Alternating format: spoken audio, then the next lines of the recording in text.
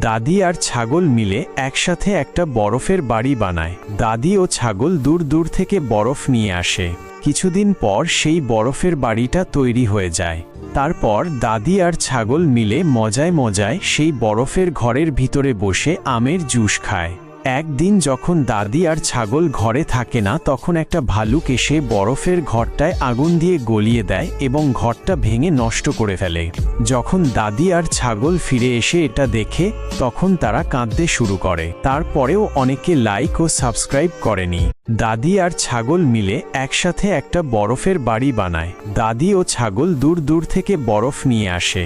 কিছুদিন পর সেই বরফের বাড়িটা তৈরি হয়ে যায়। তারপর দাদি আর ছাগল মিলে মজায় মজায় সেই বরফের ঘরের ভিতরে বসে আমের জুস খায়। একদিন যখন দাদি আর ছাগল ঘরে থাকে না, তখন একটা ভালুক এসে বরফের ঘরটায় আগুন দিয়ে গলিয়ে দেয় এবং